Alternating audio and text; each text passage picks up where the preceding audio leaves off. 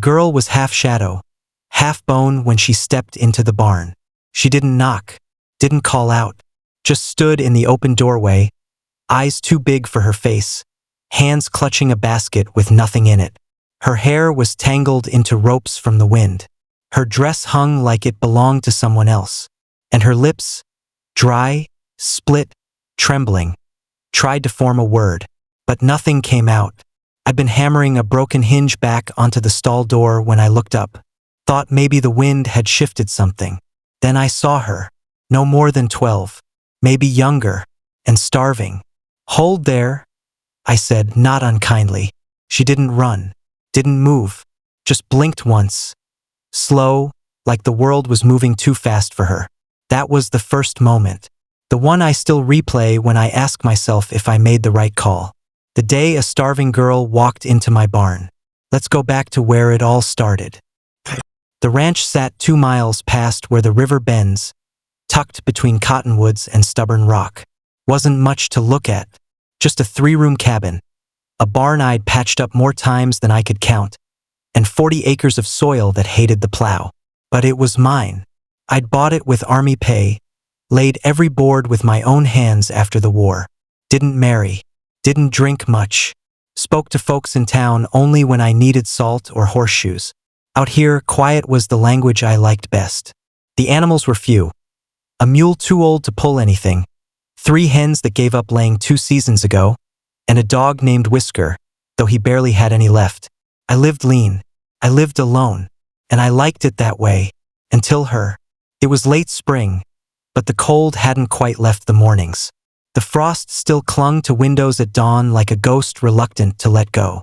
That morning, I'd gone out to check the last fence post. Some fool raccoons had been trying to tunnel under again, when I found the tracks.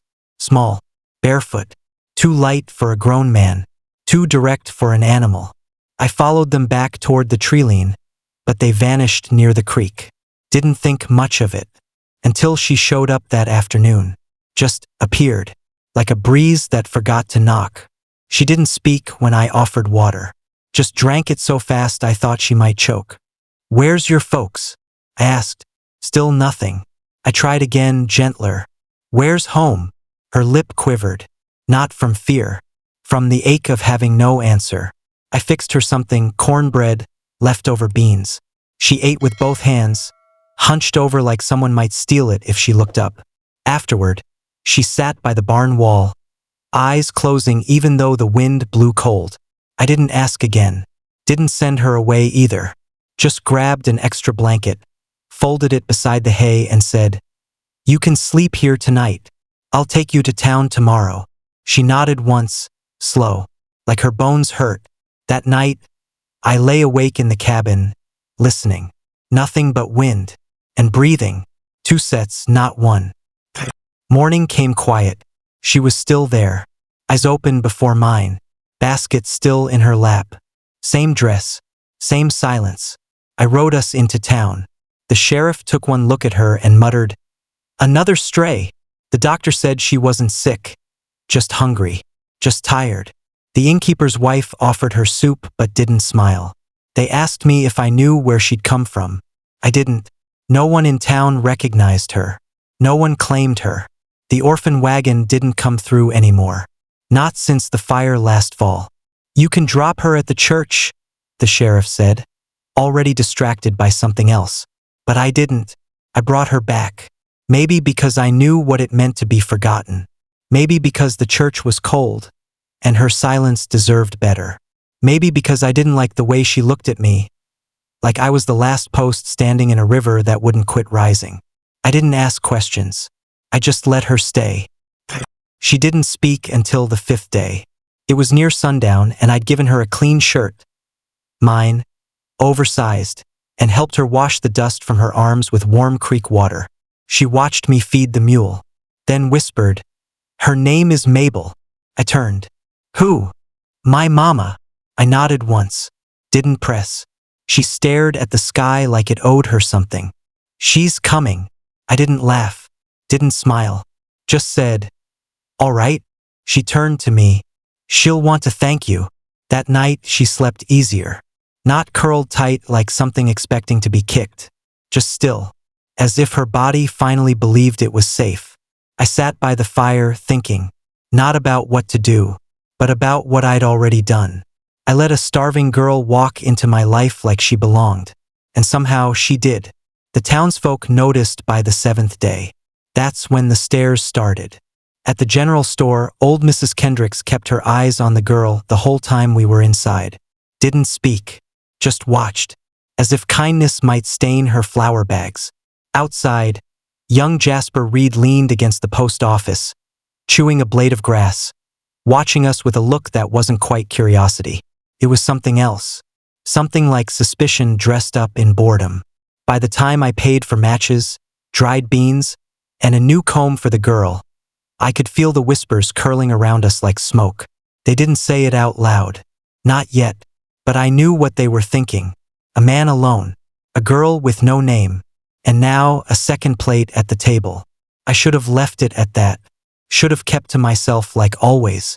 But when the girl, who still hadn't told me her name, looked up at me as we rode out of town, her small hands holding that new comb like it was made of gold, I didn't feel shame. I felt something like responsibility. And that was the beginning of the second choice. The one I didn't expect. Because her mother showed up that very night. It was past dark when the dog barked. Whisker wasn't one for fuss. He only barked when the world shifted. I stepped out of the cabin with the shotgun in hand. There she stood, at the edge of the clearing, cloaked in a shawl too thin for the wind, mud up to her shins. A shadow of a woman, but proud. She raised both hands before I could speak. "I'm not here to steal her," she said. The girl, who had been brushing the mule inside the barn, ran past me barefoot. "Mama!" Her voice cracked on the second syllable.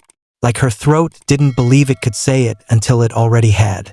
The woman knelt, arms open, and for a long time they didn't move, just held each other, like they'd both survived a war no one else could see. I brought them inside, set water to boil, gave the mother a wool blanket and sat her near the fire. She didn't ask for food, but I gave her some anyway. She didn't thank me, not because she was rude, but because the gratitude was in her eyes already dark, deep, ringed with exhaustion. When she spoke, it was quiet, careful, measured. I left her behind so I could find something. A job, a roof, food, anything. It took longer than I thought. She found her way here, I said. She always was braver than me. The girl leaned into her side, like a root finding soil. "She says you helped her," the woman said after a while. "I gave her food, shelter. That's more than most would." She paused. "I know what folks in town must be saying."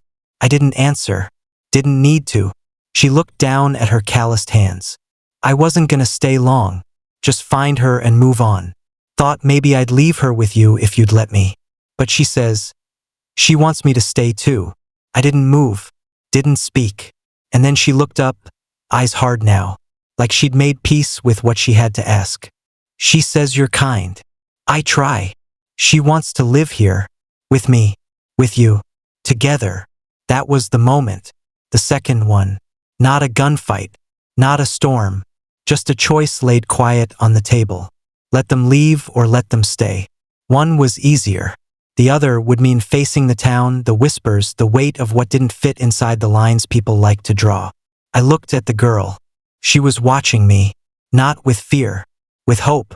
And so I said what I'd been carrying in my chest since the day she walked into my barn. "You're already here. You may as well stay." The woman exhaled, like someone dropping a burden after a long road. "Thank you," she whispered, and the girl smiled so wide, I swear it lit the room better than the fire. The next morning, word had spread. Sheriff Grady rode up before breakfast, boots still damp from creek water. "Gotta ask, Jed," he said, dismounting with a grunt. "What exactly's going on out here?" I stood on the porch, arms crossed. "I took in a starving girl. Her mother found her. They're staying." He scratched his beard. "You sure about that?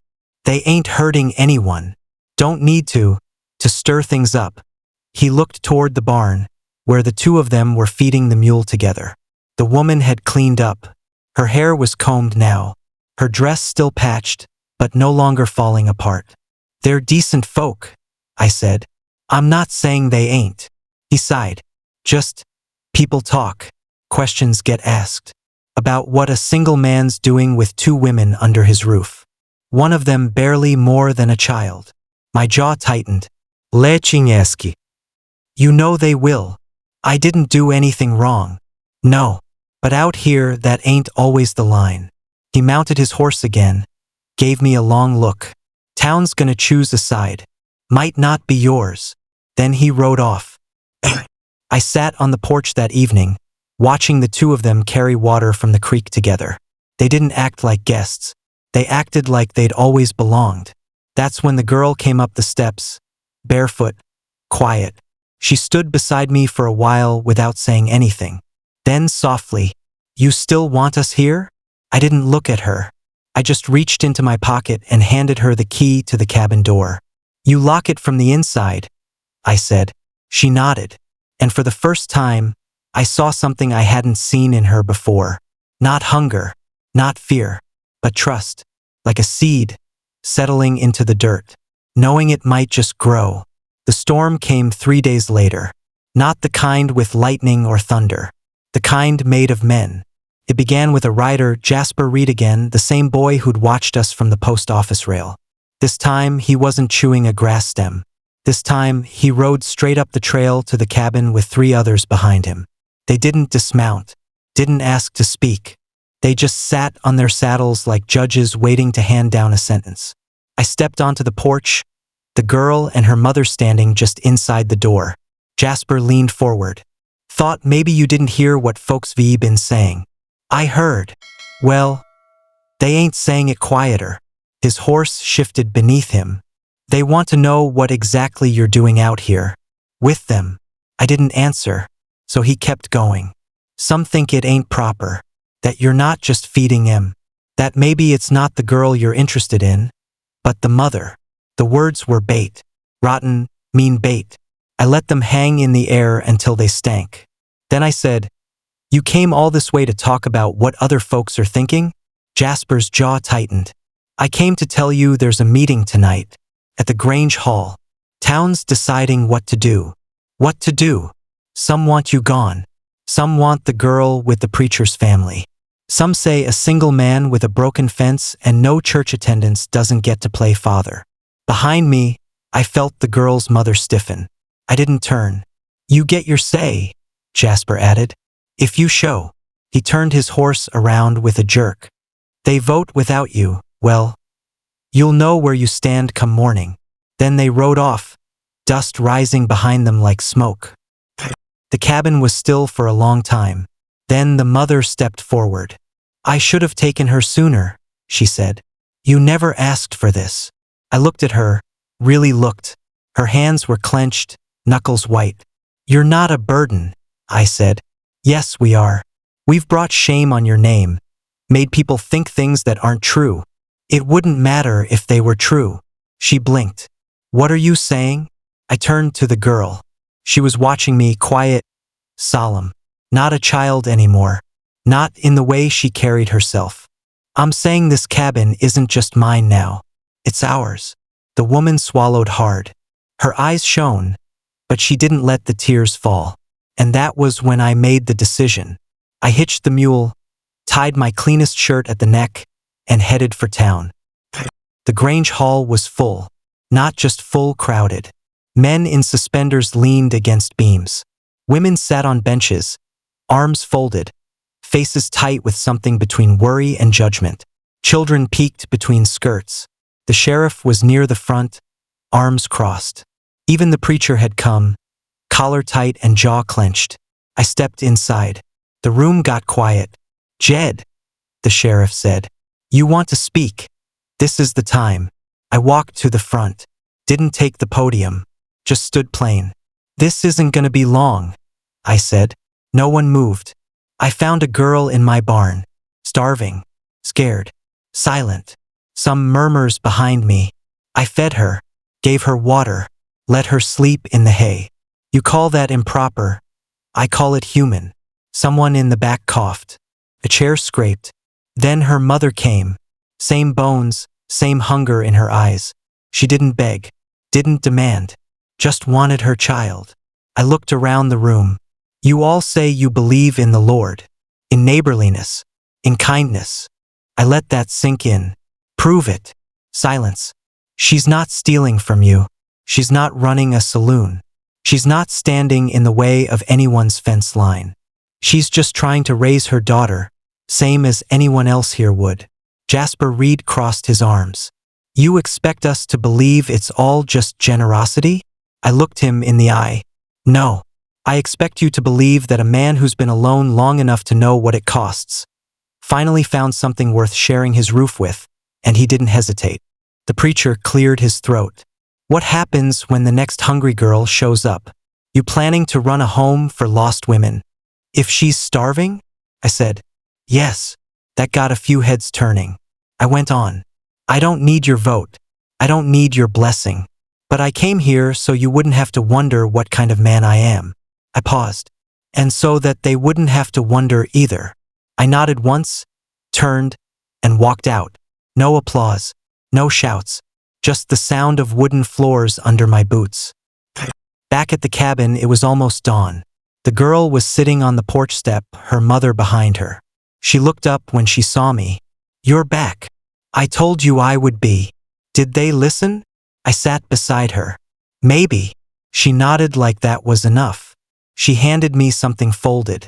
It was one of my old handkerchiefs. She'd stitched a clumsy flower into it. The petals crooked, the stem wobbly. I didn't have anything else to give you, she said. I held it like a relic. Now you do. Then her mother spoke, softly, from the doorway. We'll leave if it gets worse. I shook my head. No, you stay. You hear me? You stay. And in that moment the wind shifted. Not the kind that blows away storms. The kind that means something new is taking root. And no matter what the town decided, this place was no longer just mine. It was theirs too. The town never held another vote. Not formally. But decisions in the West weren't always made in meetings. Sometimes they were made in silence. In the way people turned their heads or didn't. In who got served first at the store. In how the blacksmith nodded. Or how the preacher passed you on the road without tipping his hat. The next morning, there was a basket on the porch. No note. Just a loaf of bread, a jar of jam, and a set of hand-me-down boots barely worn. For the girl. She carried them inside like treasure. Her mother just stared at the bread, like it might be a trick. But it wasn't. The day after, the butcher sent up a package wrapped in cloth. Salt pork, just enough for a week. Then the schoolteacher wrote out herself. Said she didn't care what the preacher mumbled on Sundays. Said the girl was smart. And if her mother wanted work helping with lessons for the younger children, there might be a place for her come fall. They left the cabin that day with something quiet in their steps. Not pride exactly, but not fear either. Something in between. Something like belonging. The girl still didn't speak much in town. She didn't have to. She held her mother's hand when she walked, and when people stared, she stared back. She wasn't small anymore. She wasn't starving. She was home. One evening, as we sat near the creek, she asked if she could plant something. Plant what? She shrugged. Flowers. Or beans. Or anything that grows. She looked up at me. I want to make something stay. So we cleared a patch of soil beside the cabin. Rich earth, dark and soft. She dug with her hands until her fingernails were black, and she smiled the whole time. Her mother brought seeds someone had given her, wild beans, squash, even a few kernels of corn. We planted them together. Then we waited. Every morning the girl checked the soil. Every evening she watered it with a tin cup. And one day, weeks later, she came running into the cabin barefoot, shouting, "It sprouted!" Her joy made the walls shake. She dragged me outside, pointing to a green shoot pushing up from the earth. I knelt beside her, brushing the dirt. It wasn't much, but it was alive. That night, she fell asleep early, curled up with the dog. Her mother and I sat on the porch. No moon, just stars. She said, You didn't have to let us stay. I know. I was ready to keep running. I know. Then she turned to me. But I'm tired of running. Tired of proving I deserve a place to exist. You don't have to prove anything. She looked down, fidgeted with the sleeve of her dress. I've never had a man talk to me like you do. Not like I'm broken. Not like I'm something to fix. I didn't speak. Sometimes silence was kinder than words. She leaned her head against the post, watching the night. I don't know what we are, Jed. You and me. But whatever it is, it's the first time I've felt steady. Then maybe that's enough. She nodded. And for the first time in a long time, we didn't feel like strangers sitting in the same space. We felt like a home. Seasons passed. Degelgot taller. Her voice found music again. She sang to the beans when she watered them, helped her mother gather herbs and pack small tins for trade, laughed with the schoolteacher, drew pictures of chickens and stars. One autumn afternoon, while stacking wood, she asked me a question I hadn't seen coming. Can I call you something? Sure, I said, wiping my hands. She hesitated, then whispered, Pa. I froze. The axe handle in my hand felt suddenly heavier. I turned to her, heart in my throat. You sure? She nodded once, then added, You make me feel safe. That's all it means. I dropped the axe, knelt, held her as tight as I dared, and whispered, Then yes, you can. Her mother watched from the porch. She didn't cry. She just smiled with her whole face, like someone who'd finally stopped running. Years later, people forgot how it all began. They forgot the vote, forgot the whispering. All they knew was that the girl with the wild laugh and garden-stained hands belonged to the man at the edge of the valley. Some said he was her father. Others said he was something else. No one asked anymore, because it didn't matter. The girl had grown. The mother had healed. And I had learned that saving someone doesn't always mean carrying them. Sometimes it means opening a door, stepping aside, and letting them build a life beside you. Not behind, not beneath, but with. And that's more than enough.